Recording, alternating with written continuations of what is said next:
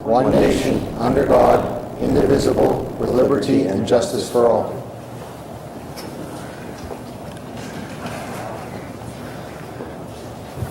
Roll call, please. Mr. Alt? Here. Mr. Beistel? Mr. Calero? Here. Mrs. Love? Here. Mr. Miller?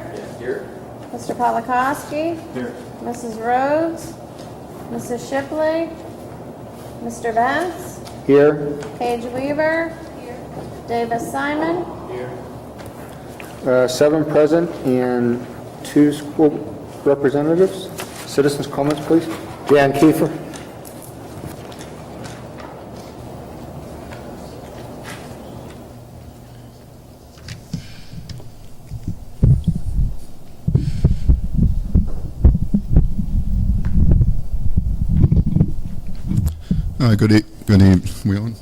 Good evening. I'm Jan Kiefer, 628 Homestead Avenue.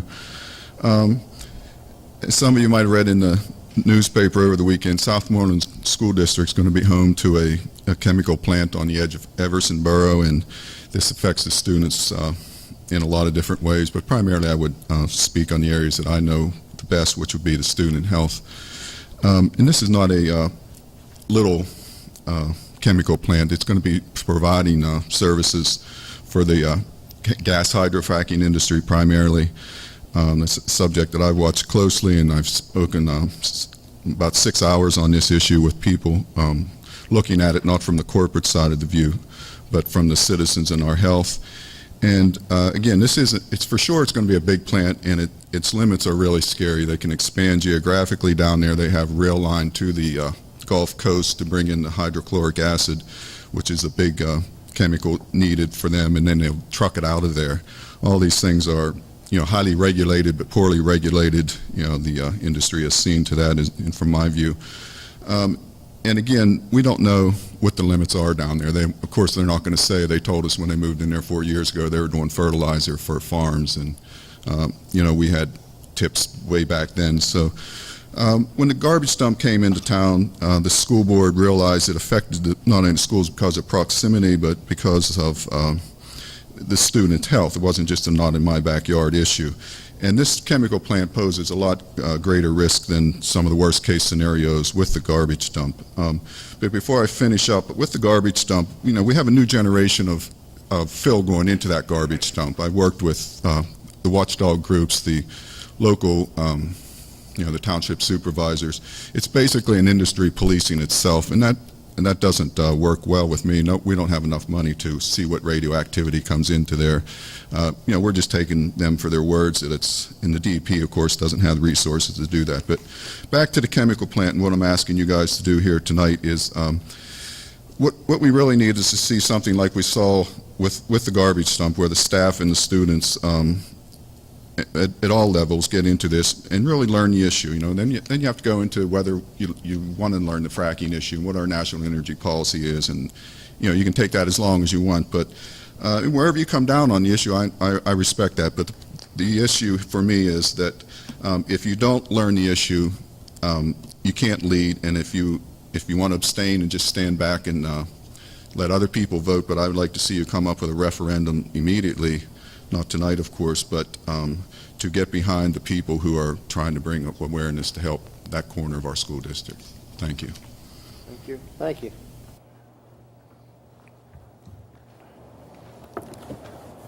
Minutes. It is recommended that the board approve the minutes of the April 3rd and April 10th, 2014 meetings. Need a motion? Motion by Mr. Polakowski, second by Mr. Miller. All those in favor say aye. Aye. All those opposed? Motion passes 7-0 with 2 absent. Business and Finance Fund accounts. It is recommended that the board approve the April 2014 bills payable. Motion? So moved. Motion by Mr. Calero, second. Second by Mr. Polakowski. Questions on the motion? Roll call, please. Mr. Alt? Yes. Mr. Beistel? Mr. Calero? Yes. Mrs. Love? Yes. Mr. Miller? Yes. Mr. Polakowski? Yes. Mr. Benz? Yes. Motion passes 7 with 2 absent. New business, CWCTC General Operating Budget. It is recommended that the board adopt a resolution approving the 2014-2015 proposed budget for the Central Westmoreland Career and Technology Center in the amount of $7,884,408. Need a motion? Motion by Mr. Polakowski, second. Seconded. Second by Mr. Miller. Questions on the motion? Roll call, please. Mr. Beistel? Mr. Calero? Yes. Mrs. Love? Yes. Mr. Miller? Yes. Mr. Polakowski? Yes. Mr. Alt? Yes.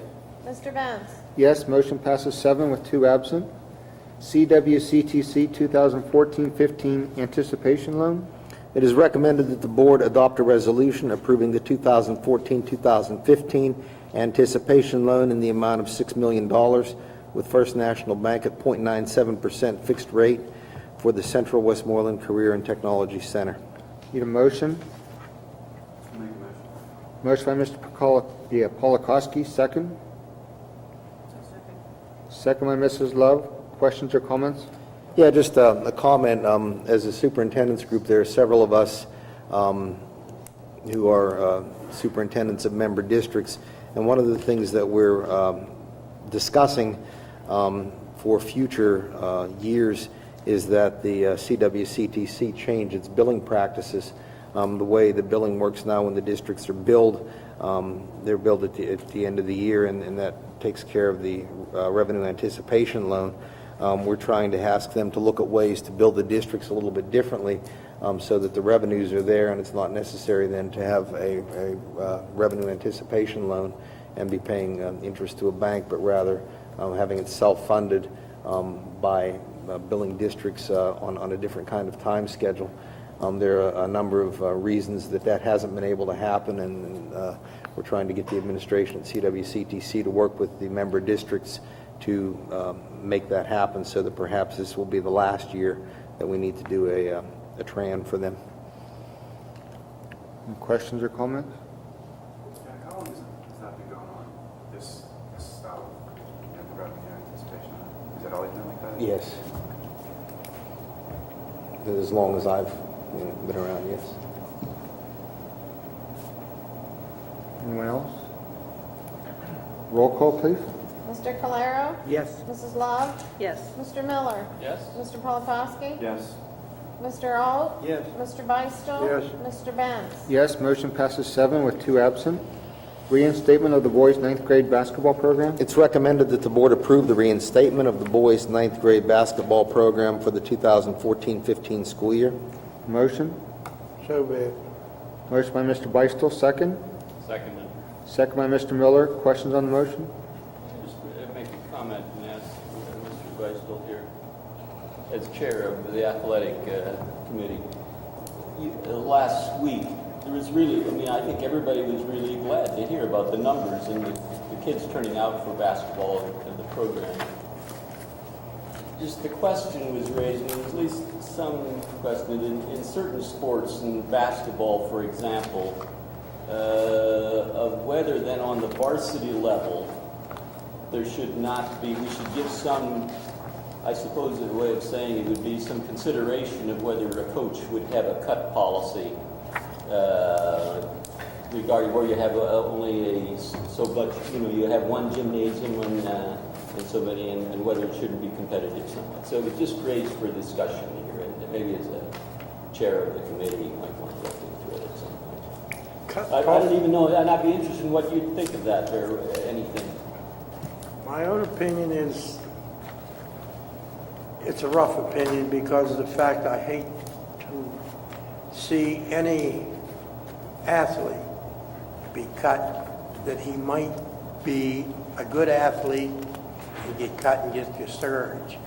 But in some form of manner, in due time, we're probably going to have to look at this really strongly about cutting.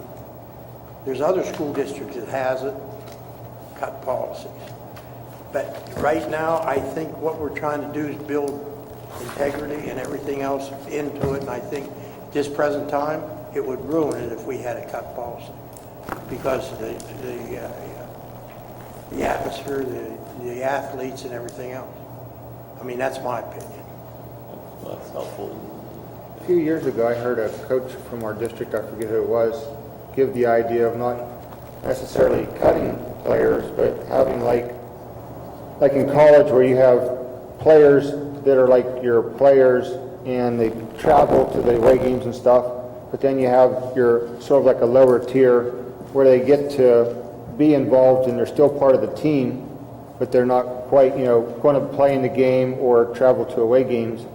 And that way you're still having them on the team so they can work at, whatever sport it is to get better to possibly get a varsity spot later. So that would maybe be an idea also to look at. I think one of the issues, though, last week was raised was how do you get all of those kids for basketball, for example, on court? Yeah. You only have so much time available to do practice, only so many bodies, and you can't get them all on the court to practice, and they're just going to sit during the practice besides sitting during the game. Well, this person suggested maybe having a separate practice for those players. That way you would have plenty of court Almost like time an for them. intramural type of activity, as opposed to... Or something like that. They were just throwing out the idea of, separate practice for them. And maybe if there's enough of them, they can compete against themselves to still have games to get better. Not to put them on the... No, without belaboring it too much, but I think there's certain sports in which it's totally a non-issue. Track and field, for example. Yeah. You would know better on football and the game. But I think there's certain sports where you have only so many courts. Tennis, basketball. And so if you want to make the team on the varsity level, I'm not talking about on the junior high, freshman, first year, even the JV, but on the varsity level, if you want to make the team, you should be practicing off season and should catch, I think you should catch the coach's eye. And there's a certain amount of competition that is healthy, perhaps even, but just a thought on that. Not to put you on the spot, but we have two athletes here. Do you have any input? I found that the kids who had never played tennis before ended up becoming valuable members of the team, the majority of them at some point in their career. I understand that you're saying just at the varsity level, but it works differently in tennis. I know what you're saying.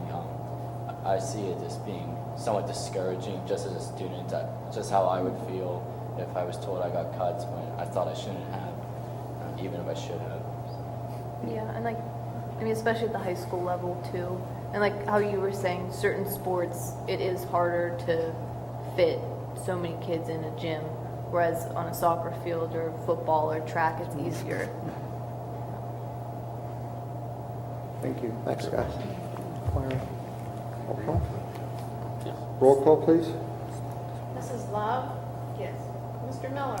Yes. Mr. Polakowski? Yes. Mr. Alt? Yes. Mr. Beistel? Yes. Mr. Calero? Yes. Mr. Benz? Yes, motion passes 7 with 2 absent. E Academy?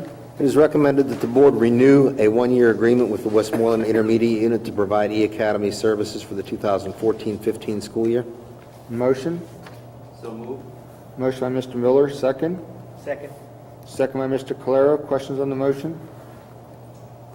Roll call, please. Mr. Miller? Yes. Mr. Polakowski? Yes. Mr. Alt? Yes. Mr. Beistel? Yes. Mr. Calero? Yes. Mrs. Love? Yes. Mr. Benz? Yes, motion passes 7 with 2 absent. Meeting for preliminary budget. It is recommended that the board schedule a meeting for May 29, 2014, to vote on a preliminary budget and authorize administration to post and advertise the meeting. Motion? So be it. Motion by Mr. Beistel, second. Second. Second by Mr. Polakowski. Questions on the motion? In the handout, there seemed to be some indication that maybe that would also be for some general purposes, or is that not the case? Or did I misread it? There may be a couple other items on that meeting as well, so we'll post that as a budget and general purpose meeting. Thank you. Is that okay with you, Mr. Beistel? Say what? Is that okay with you? Yeah. Mr. Polakowski, is that okay? Yes. Thank you. And just to note, that will be the night we have our official board picture taken as well, and I've invited our student reps to come back on that evening for a photo opportunity. More questions or comments? Roll call, please.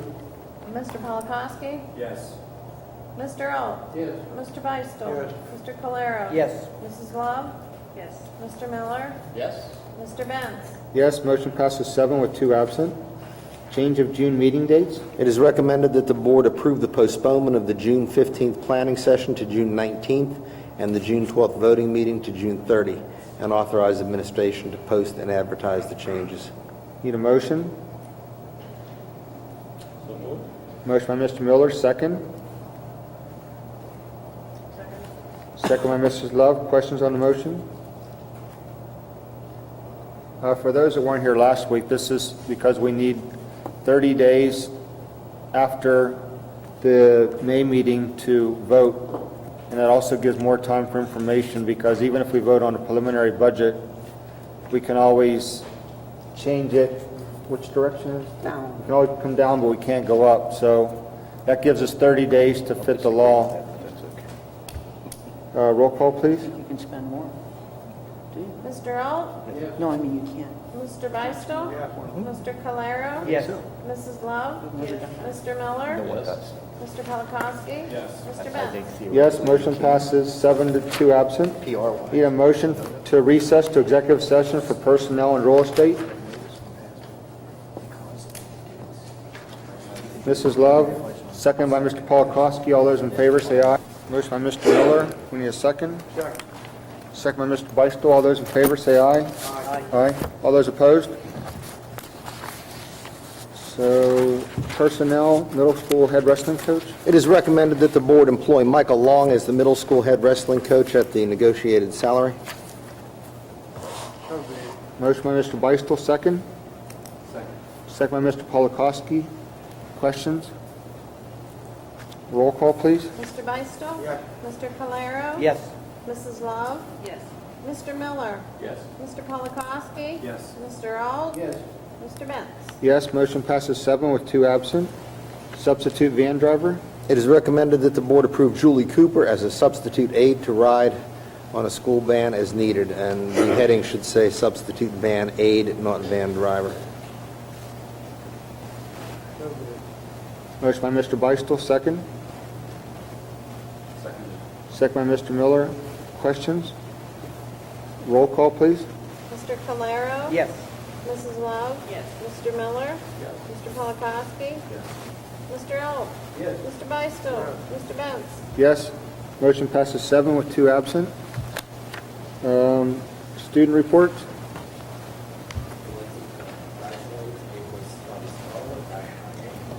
And congratulations also to April's Spirit of Southmoreland student, Michael Garlowich. Class day will be on May 28th at 8 a.m. in the high school auditorium. The Scholars Banquet will also be May 28th at 6:30 p.m. at the high school. Commencement rehearsal will be on June 2nd at 8 a.m. in the high school auditorium. Commencement will be on June 4th at 7 p.m. in the high school auditorium. April 10th was the SHS Student Council Red Cross Blood Drive. Over 80 students worked to plan, organize, and offer a donation to make this event one of the most successful we have ever had. The Red Cross was able to save over 145 lives with a donation secured from our blood drive. A special thank you goes to Dr. Molnar and Mr. Basato, who generously volunteered to donate and have become 2 of our valued supporters over the years. The woodshop classes and Mr. Kentai would like to thank Scottsdale Lumber Quality Support for their donation of wood. Please see the third 9 weeks gems list which is attached. The following titles were purchased in memory of Margaret R. Basato, the mother of teacher Mr. Michael Basato, by the Southmoreland Administrators and Board of Education. J.K. Rowling, A Biography, My Beloved World, and Ordinary Woman, Extraordinary Lives, Woman in America. The following titles were purchased in memory of Mr. John S. Christner, the father of Mrs. Janie Lehman, by the Southmoreland Administrators and Board of Education. The Young Entrepreneur's Guide to Starting and Running a Business, Oldmobiles, 1946-1960 Photo Archive, and Standard Catalog of Oldmobiles, 1897 to 1997, and the Disney version, The Life, Times, Art, and Commerce of Walt Disney. Kyle Cohen and Paige Weaver were chosen to represent Southmoreland as top scholar athletes for the Judge Driscoll Scholar Athlete Award. And Paige was voted as one of the top 6 female scholar athletes in the county.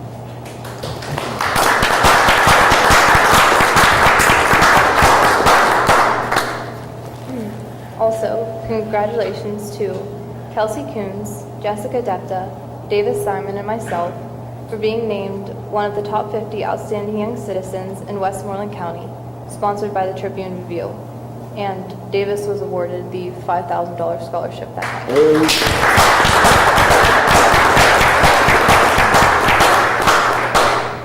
night. Also, congratulations to Jake Beistel for being honored as a recipient of the Heinz Ward Positive Athlete Award for wrestling. And the YEA-sponsored Dime Wars was able to fundraise over $4,700 for Autism Speaks during the month of April. For Jake Beistel.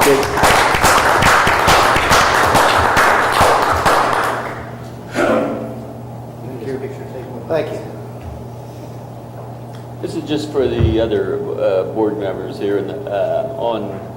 Some of you may have been there too, but on Monday night, I attended the music concert that was done by it was largely choral ensembles and like, but it was just beautiful. A large chorus, men and women singers singing beautifully, small groups, ensembles, and it just reminded me of how important the arts are in our program, and I'm so grateful that we can continue to have that in a time when schools are looking very carefully at their budget, like that we have music and art as continuing to have a part of it. So maybe some of the rest of you there, but I was very, very impressed and really enjoyed the program.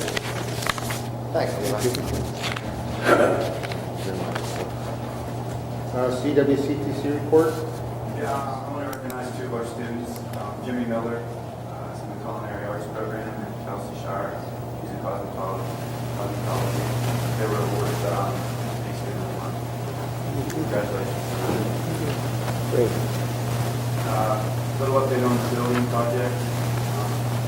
Most of the project's coming to an end, except for the roof, which I told you guys before, the weather's been it's very weather dependent. So at the end of the summer, everything should be completed. And this is in addition to the building. A few months back, the administrators came to the board. Didn't have a problem with the fire alarm system, been getting a lot of false alarms. We're having the fire department out there a few times a month, actually. So we accepted bids for the fire alarm system with an EVAC system, and that is a voice verification system. And we're going to go with that. Instead of hearing the beeping and stuff, it's actually a voice that comes over and explains the emergency. So if there's like an intruder or whatever in the building, say exactly what the students are supposed to do. So we discussed that, and we're going to go with the EVAC system. It's more money, but everybody's in agreement that that's that building should have. And that concludes my report. Thank you. WIU report. I don't have one. Thank you. Mrs. Rose, we heard last week. Superintendent's report. I have a couple of walk-on items this evening. First item, it's recommended that the board employ Peggy King as who's now a crossing guard, as a substitute custodian. And in the same motion, it's also recommended that the board employ students Rachel Aller, Julie Donovan, and John Robertucci as summer cleaning help. Need a motion? Motion by Mr. Beistel, second. Second by Mr. Polakowski. Questions on the motion? Questions from the audience? This is not an agenda item. Roll call, please. Mrs. Love? Mr. Miller? Yes. Mr. Polakowski? Yes. Mr. Alt? Yes. Mr. Beistel? Yes. Mr. Calero? Yes. Mr. Benz? Yes, motion passes 7 with 2 absent. And it's also recommended that the board extend a FMLA leave for Morgan Coleman through June 4th, 2014. Need a motion? Motion by Mrs. Love, second. second by Mr. Beistel. Questions? Questions from the audience, non-agenda item? Roll call, please. Mr. Miller? Yes. Mr. Polakowski? Yes. Mr. Alt? Yes. Mr. Beistel? Mr. Calero? Yes. Mrs. Love? Yes. Mr. Benz? Yes, motion passes 7 with 2 absent.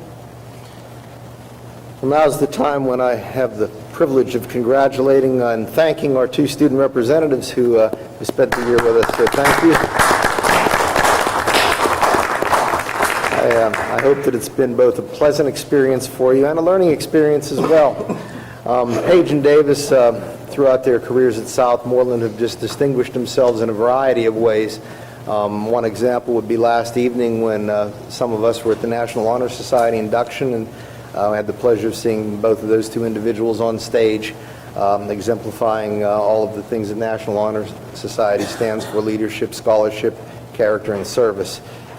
2 people who personify those traits, and we congratulate them. Every year, we always give our departing student representatives a gift, so I have something for each of you.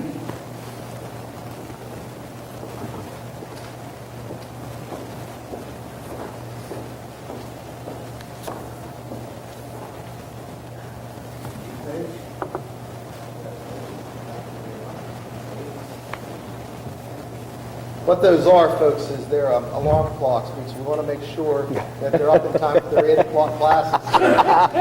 All right, so we're just doing our part here to help you succeed. And I told these guys I was going to put them on the spot a little bit and ask them to tell not only the people out here, but the board members what their plans are as they prepare to leave Southmoreland and move on. So, Paige, we'll ask you first, and then Davis. Okay. Well, I plan to attend a college called Randolph-Macon College, right outside of Richmond, Virginia. I'm going to double major in history and art history, and also play soccer. I've been accepted into the honors program and the leadership fellows program. And after my tenure at Randolph-Macon, I plan to obtain my PhD and either go into museum curation or become a college professor. I am going to attend Robert Morris University at the honors program. I am going for actuarial science, which deals with insurance. It's a lot of math, and at some point I would like to pursue a postdoctorate, and I would be working in life insurance.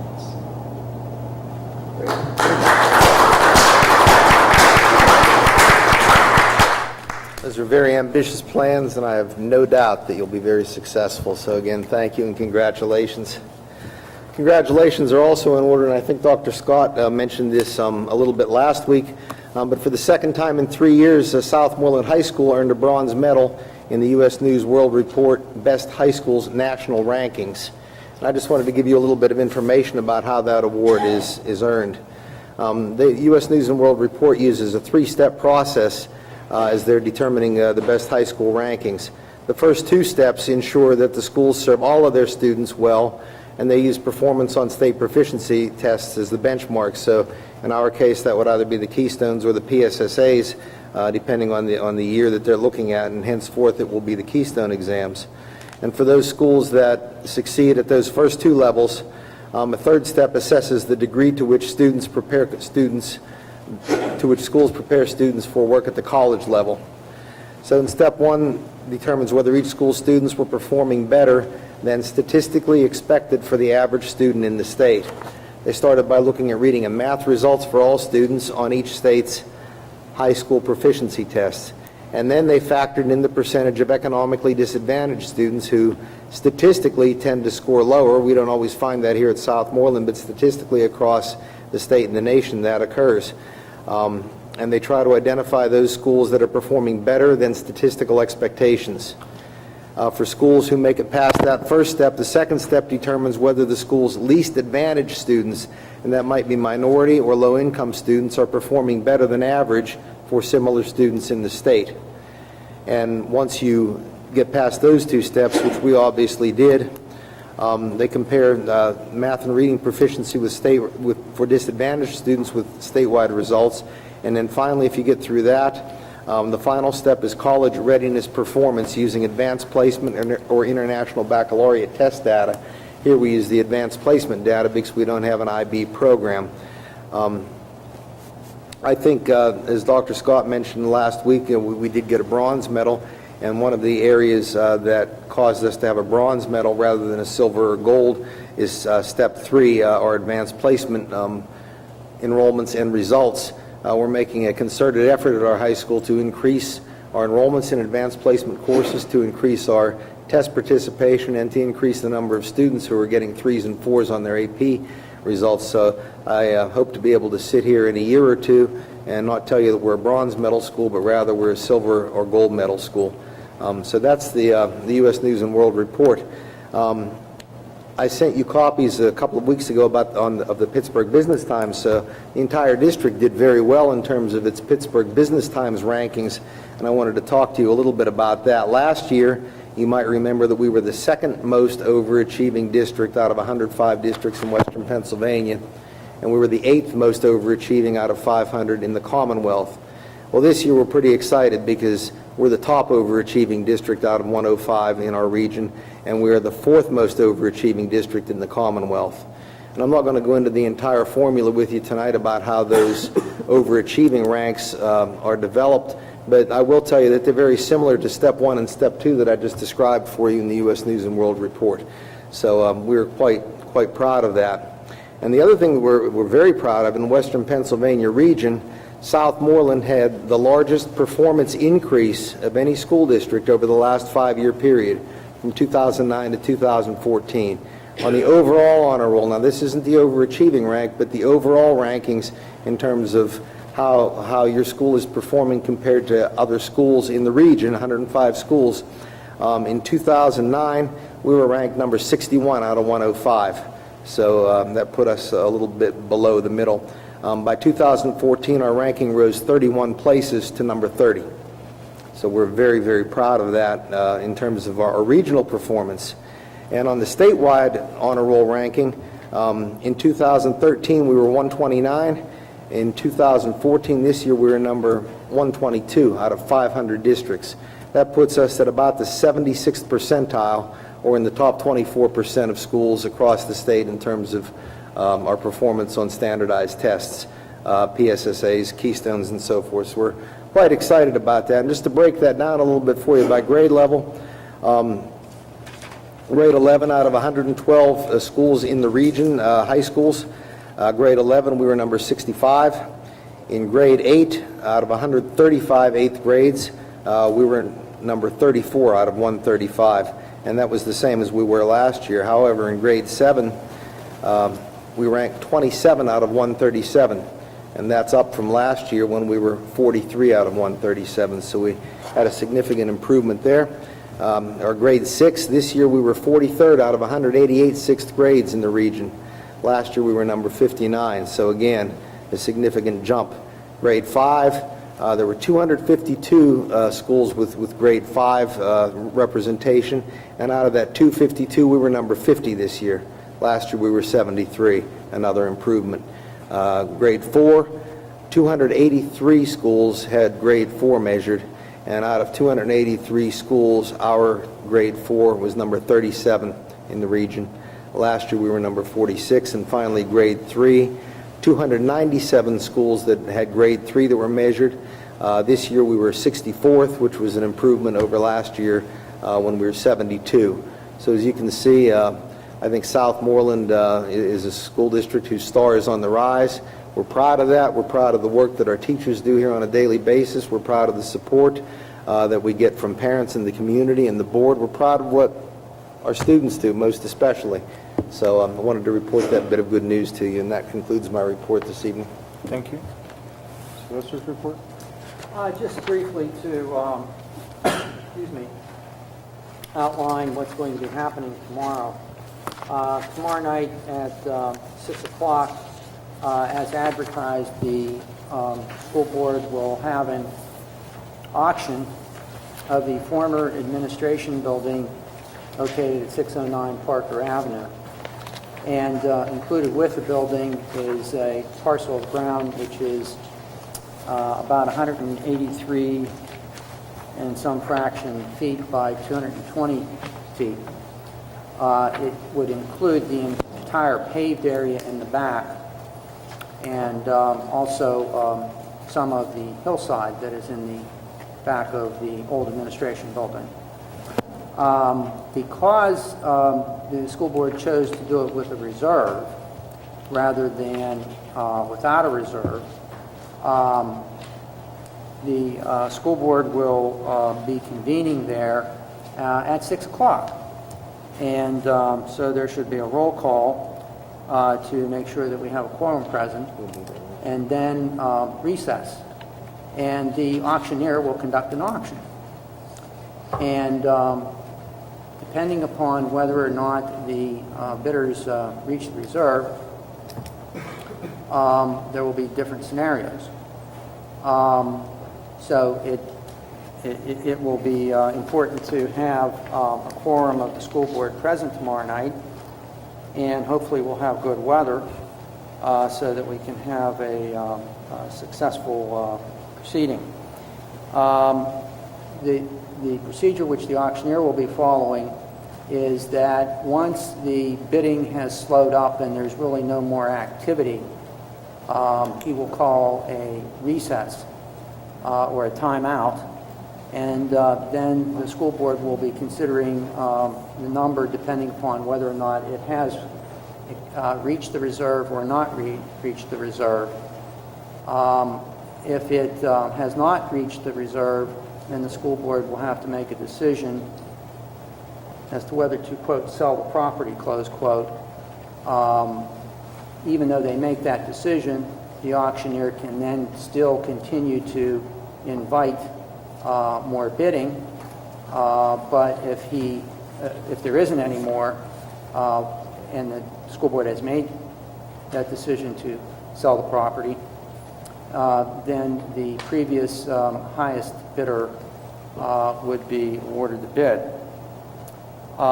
If, on the other hand, the bidding has reached or exceeded the reserve, there will still be, nonetheless, this timeout, but the school board will no longer have the authority to not sell the property because its conditions have been met.